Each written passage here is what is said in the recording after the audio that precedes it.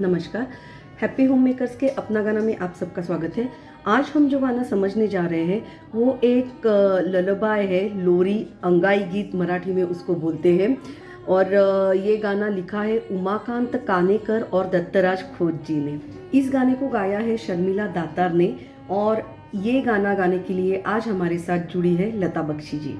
ये जो लोरी है वो है एक बच्चे के मन में राम लल्ला के बारे में, प्रभु श्री राम जी का बाल रूप, उसके बारे में कुछ सवाल है।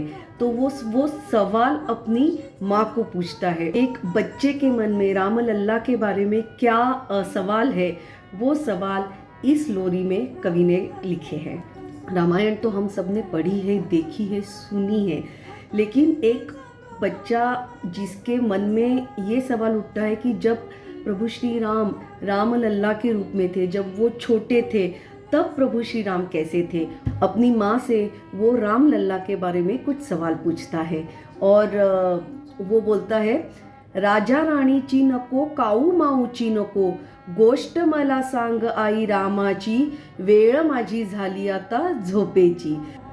मुझे राजा रानी की कहानी आज मत सुनाइए, मुझे चिड़िया की कहानी मत सुनाइए, आज मुझे आप कहानी सुनाइए प्रभु श्री रामचंद्र की।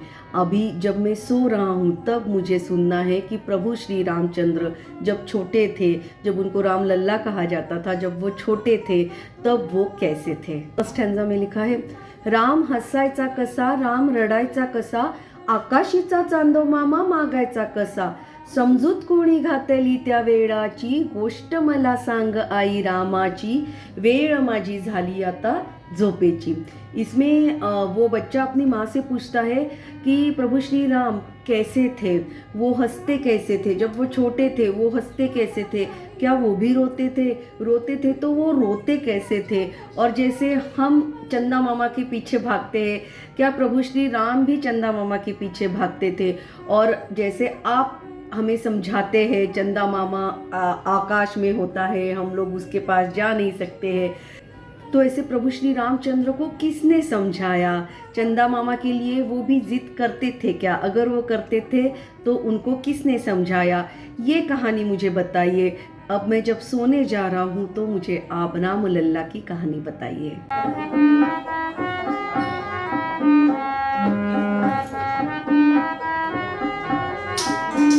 राजा राणीची नको, काऊ माऊची नको, गोष्ट मला सांग आई रामाची, वेळ माझी झाली आता झोपेची, वेळ माझी झाली आता झोपेची।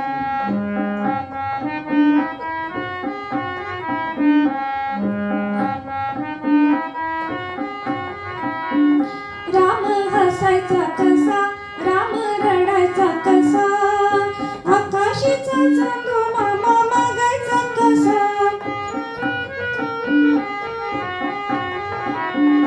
राम हसायचा कसा, राम रडायचा कसा, आकाशीचा चांदो मामा मागायचा कसा, समजूत कोणी घातली त्या वेडाची, गोष्ट मला सांग आई रामाची, वेळ माझी झाली आता झोपेची। दूसरे स्टैंजा में वो बच्चा अपनी माँ से पूछता है, राम काळा का गोरा, दिसत होता का बरा, मोठा भाऊ म्हणून त्याचा होता का तोरा, आवड होती का ग त्याला खेळाची, गोष्ट मला सांग आई रामाची, वेळ माझी झाली आता झोपेची। वो बच्चा अपनी माँ से पूछता है कि प्रभु श्री राम कैसे थे, सावले थे, गोरे थे, वो बड़े भाई थे, तो बड़े भाई होने का वो अपने छोटे भाइयों पे रौब जमाते थे क्या। हमें जैसे खेलना अच्छा लगता है, प्रभु श्री राम को भी जब वो छोटे थे तो खेलना अच्छा लगता था क्या। मुझे आप प्रभु श्री राम के बारे में बताइए। अब जब मैं सोने जा रहा हूँ आप मुझे राम लल्ला के बारे में बताइए। राम काळा का गोरा, दिसत होता का बरा, मोठा भाऊ म्हणून त्याचा होता का तोरा, राम काळा का गोरा, दिसत होता का बरा, मोठा भाऊ म्हणून त्याचा होता का तोरा, आवड होती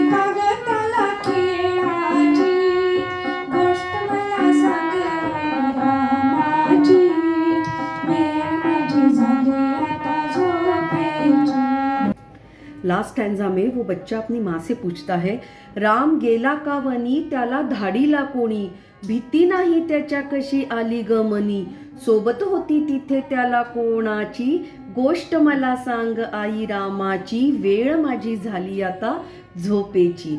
वो बच्चा अपनी माँ से पूछता है कि प्रभु श्री राम वन में क्यों गए, उनको वन में किसने भेजा, वहाँ पे उनको डर नहीं लगा क्या, अगर वो वन में गए तो उनको वहाँ पे कौन कौन उनके साथ था।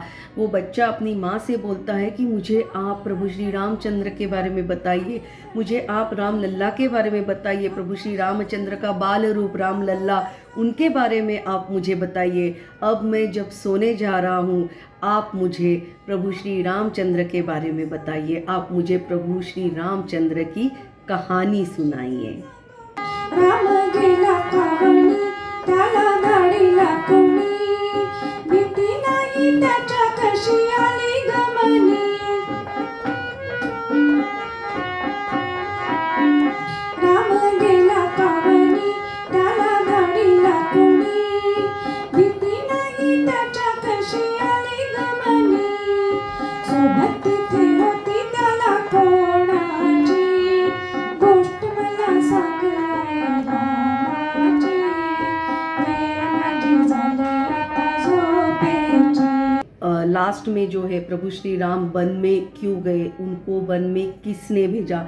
अब रामायण सबने पढ़ी है, सबको पता है कि राजा दशरथ की वचन पूर्ति के लिए प्रभु श्री रामचंद्र ने राज्य त्याग किया था। तो इस पर ही मुझे एक गुरु ठाकुर जी की बहुत ही सुंदर लाइन याद आ रही है। गुरु ठाकुर जी लिखते हैं, लाख मोलाचा ऐवज असतो पुन्हा कधी ना मिळतो ग, उमगायाला सोपी आई बाप कुणाला कळतो ग।